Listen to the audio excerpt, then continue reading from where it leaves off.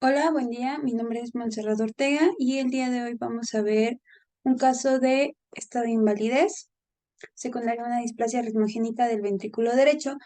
Como les había comentado, mi nombre es Montserrat Ortega, soy R2 de Medicina del Trabajo y Ambiental en la sede de Querétaro, en el HGR1 del Instituto Mexicano del Seguro Social. Muy bien, entonces vamos a iniciar. Iniciamos con nuestro paciente. Es un paciente masculino de 31 años de edad, con antecedentes familiares de importancia. Tiene madre y padre vivos.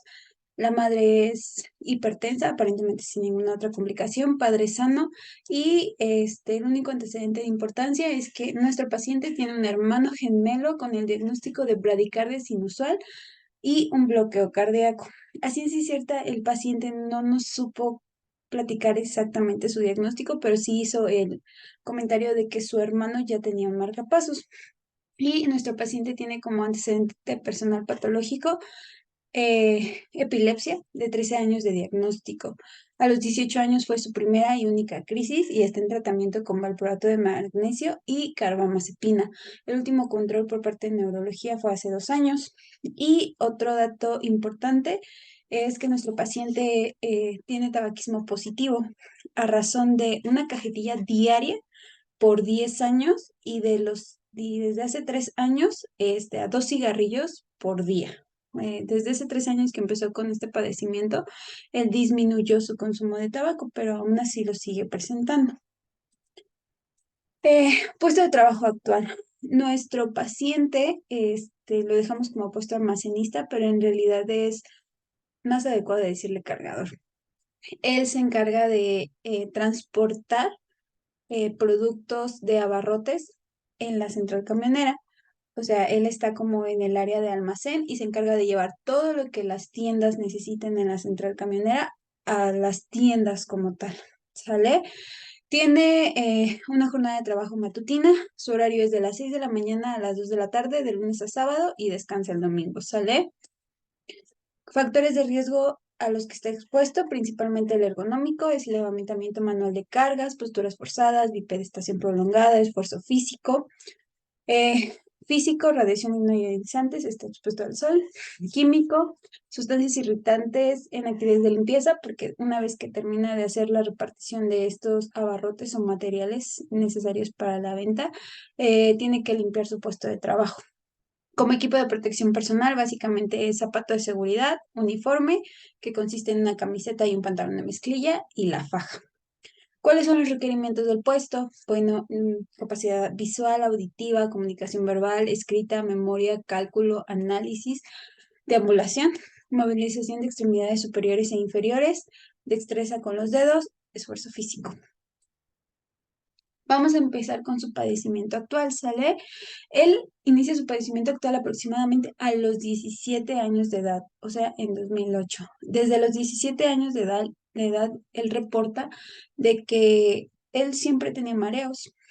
eh, Siempre los relacionaba con actividad física moderada y siempre estos mareos remitían con el reposo. Él nos hacía mención: yo juego fútbol desde muy joven y a veces jugando fútbol me mareaba, me sentaba y no pasaba nada, podía continuar con mi actividad.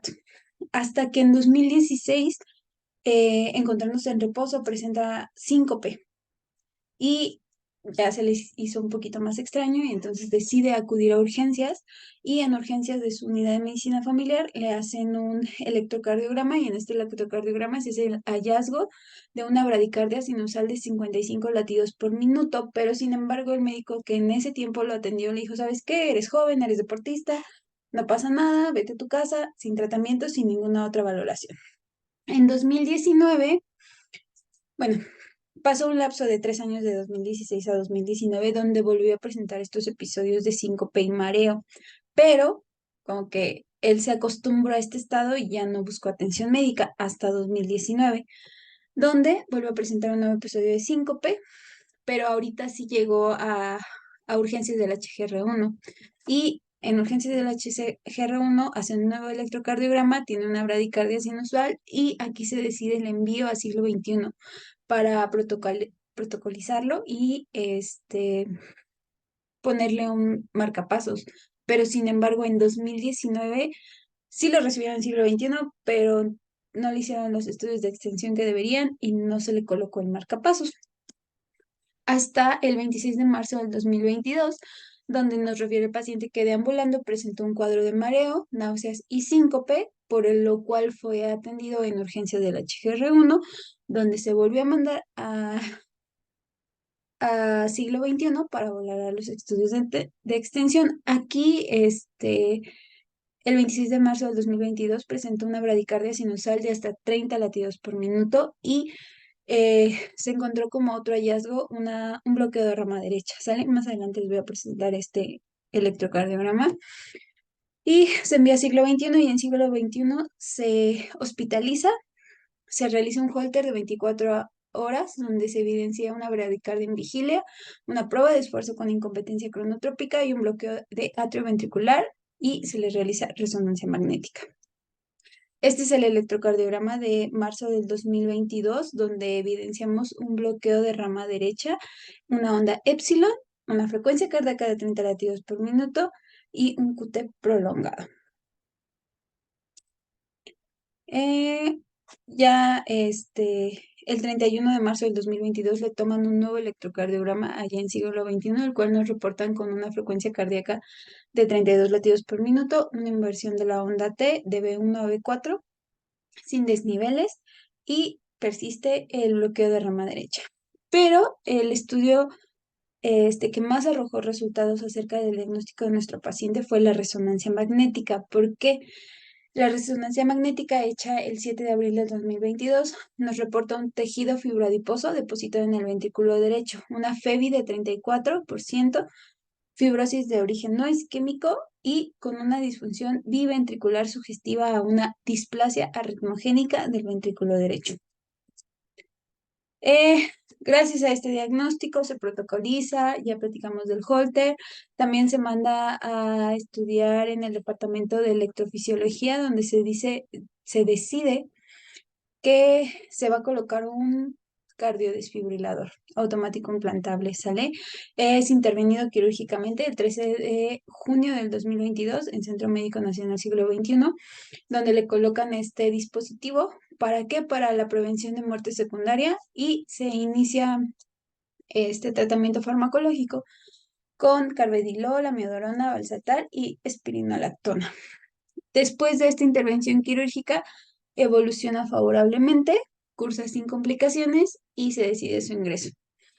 Desde el ingreso de electrofisiología, el egreso, perdón, de electrofisiología, se le hace el comentario al paciente que su patología es complicada, grave y que tiene que evitar el esfuerzo físico y levantamiento de cargas, más de 3 kilos. Esta es una nota de cardiología que es al final de cuentas la primera especialidad aquí en la sede de Querétaro que lo envía a nuestro servicio de salud en el trabajo para su valoración porque él nos comenta que es un paciente con riesgo de muerte súbita cardíaca y no es compatible con su puesto de trabajo porque él es cargador. Él llegaba a cargar hasta inclusive más de 60 kilos en mercancía. Ok. Eh, es visto en diciembre por parte de cardiología en el HGR1. Nos refiere que el paciente está en estadio 4 del padecimiento, persistiendo datos de astenia, dinamia, a pesar del tratamiento médico. Y por las características extrínsecas de la bradicardia sinusal, no es candidato a un marcapasos definitivo. A él le colocaron un cardiodesfibrilador, ¿sale? No un marcapasos, es diferente. Y se vuelve a hacer la recomendación que el paciente no puede realizar ningún tipo de esfuerzo físico por el riesgo de muerte súbita cardíaca y no puede cargar más de 3 kilos.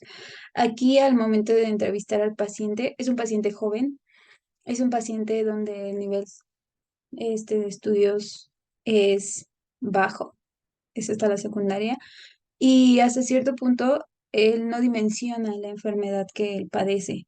O sea, él solamente le dijeron, no puedes jugar, él solamente recuerda que le dijeron, tienes algo en el corazón, no puedes jugar fútbol y no puedes cargar a tu hija de 3 años. Y eso es lo que nos hacía mucho hincapié a nosotros. Les decía, es que ya no puedo cargar a mi hija.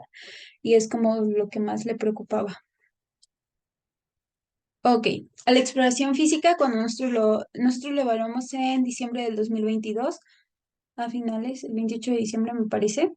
Es un masculino de edad aparente a la cronológica, consciente, cooperador, alerta, con adecuada coloración de tegumentos y mucosas, labios no cianóticos, cuello sin ingurgitación yugular, campos pulmonares bien ventilados y presenta un abultamiento en tórax anterior superior izquierdo aproximadamente de 7 a 9 centímetros, con una cicatriz eutrófica de aproximadamente 7 centímetros en región superior, donde se evidencia la presencia del cardiodesfibrilador. Los ruidos cardíacos son rítmicos, de adecuado tono, intensidad, y con nosotros lo evaluamos tenía una bradicardia sinusal de aproximadamente 50 latidos por minuto. No se escuchan soplos, sin ruidos accesorios, no se palpan frémitos, las extremidades con arcos de movilidad completos, sensibilidad conservada, reflejos normales, no edema, no acrocionosis y llenado capilar de 2 segundos. El día que nosotros lo evaluamos en padecimiento actual o actualmente, él se refería asintomático, solamente refería que pues estaba cansado, un poquito de astenia, dinamia y sobre todo que el aparato como tal representaba para él una molestia, porque al momento de realizar movimientos, sobre todo de extremidades superiores, molestaba. Pero fuera de eso, no había presentado otro episodio de síncope, ni mareo, pero ya estaba en reposo. Desde que él lo intervinieron en julio del 2022, ya no se volvió a incorporar a trabajar. Y mencionando un poquito la definición de lo que tiene nuestro paciente, la miocardiopatía o la displasia ritmogénica del ventrículo derecho es una enfermedad hereditaria autosómica dominante que se caracteriza histológicamente por el reemplazo de los cardiomocitos por tejido fibroadiposo, ¿sale? ¿Qué quiere decir esto? El tejido cardíaco se va muriendo y en lugar de reemplazarse por más tejido cardíaco, se va empezando a reemplazar por tejido fibroadiposo, ¿sale? Y este reemplazo de material fibradiposo va a disponer a arritmias ventriculares, insuficiencia ventricular derecha e inclusive el paciente tiene el riesgo de una muerte súbita cardíaca. Entre las manifestaciones clínicas, una de las características es que los hombres son los mayormente afectados. Epidemiológicamente es 3 a 1. Los hombres tienen este padecimiento 3 veces más que las mujeres. Y también tienen la característica que son pacientes jóvenes, casi la mayoría son menores de 30 años, ¿sale? Y otra de las características es que son hombres jóvenes y aparentemente sanos, porque es una patología que no muestra tanta sintomatología, ¿sale? Los síntomas pueden estar correlacionados con las arritmias ventriculares y suelen aparecer con el esfuerzo. El 27% de los pacientes va a presentar síncope, el 26% va a tener palpitaciones, pero el dato que a nosotros nos causó impacto, y yo creo que tanto yo que lo evalué como mis compañeros a la hora de presentar este caso, es que el riesgo de muerte súbita cardíaca es el 23%, ¿sale? O sea, de 4 de mis pacientes con una displasia ritmogénica del ventrículo derecho, uno se va a manifestar con la muerte, ¿sale? El cual, un 23%. Presentan mareo o insuficiencia cardíaca, que se presenta en al menos el 10% de los pacientes y puede presentarse una insuficiencia cardíaca sumada a una fibrilación auricular que se puede presentar en el 25% de los pacientes y esta fibrilación auricular puede generar un evento tromboembólico, ¿sale? Como les mencionaba, nuestro paciente fue candidato a un cardiodesfibrilador implantable. ¿En qué pacientes se decide este tratamiento? En todos aquellos pacientes con el diagnóstico de displasia ritmogénica del ventrículo derecho que hayan experimentado uno o más episodios de taquicardia ventricular sostenida o fibrilación ventricular hemodinámicamente estables, o aquellos pacientes con disfunción sistólica severa del ventrículo derecho o biventricular independiente de la arritmia que presente, que tenga factores de riesgos como disfunción ventricular moderada o taquicardia ventricular no sostenida, ¿sale? Potenciales tardíos, onda épsilon y antecedente familiar. Actualmente, como les platicaba, Nuestro paciente se refiere con mareo ocasional, no asociado a actividad física, astenia, adinamia, niega episodios de síncope y disnea. Refiere sensación de descarga eléctrica en sitio del desfibrilador en 2 ocasiones sin presentar síncope posterior. Como les platicaba a nuestro paciente, nosotros lo vimos como en diciembre y él nos decía, hace como un mes estaba acostado y de repente el aparato empezó a dar toques. Él no checó frecuencia cardíaca, no checó presión, nada, simplemente dijo que le dio toques y ya. Para hacer el proceso de dictaminación, nosotros lo evaluamos con un diagnóstico nosológico como bradicardia, etiológico idiopático y anatomofuncional. Fue una pérdida progresiva de los miocardiocitos con reemplazo del tejido fibroso y adiposo, que predispone a una bradicardia sinusal acompañada de mareos y episodios de síncope, que meritaron la colocación de un desfibrilador automático implantable con persistencia de la sintomatología que condiciona limitación para las actividades laborales. Y en esta ocasión a este paciente no lo evaluamos con las guías clásicas, que es el baremo. ¿Por qué? Porque el baremo contempla el marcapasos, pero no el cardiodesfibrilador, ¿sale? Esa es una primera pauta en la que nosotros no pudimos clasificar bien a nuestro paciente y platicando con nuestro coordinador, pues él nos recordó el uso de las guías AMA, las revisamos y creemos que nuestro paciente presenta más características o es más fácil evaluarlo acorde a estas guías. Nosotros leímos, nos fuimos a la tabla 12 de las guías AMA con la clasificación de las deficiencias debidas a arritmias cardíacas, ¿sale? Le dimos el grado 3 con una deficiencia corporal total del 30 al 49%. ¿Por qué? Porque nuestro paciente presenta síntomas a pesar del tratamiento dietético o farmacológico o de la implantación de un marcapasos artificial y se demuestra una arritmia cardíaca en el electrocardiograma. Y el paciente es capaz de llevar una vida activa y los síntomas debidos a arritmias se limitan a las palpitaciones o episodios de aturdimiento poco frecuentes u otros síntomas de gasto cardíaco de insuficiente temporal. O el paciente se ha recuperado de una intervención quirúrgica o de un cateterismo o de la implantación de un desfibrilador cardioversor para tratar la arritmia y cumple los criterios de deficiencia anteriores, ¿sale? Las guías AMA sí lo mencionan y se nos hizo un poquito más fácil clasificar a nuestro paciente con estas guías. Posteriormente, aplicar la cédula para la evaluación de la pérdida de la capacidad del trabajo. El porcentaje global de la pérdida para el trabajo nos dio un 50% y lo dictaminamos como sin invalidez. Y de mi parte sería todo. Si tienen alguna duda, con gusto, las resolvemos, ¿sale?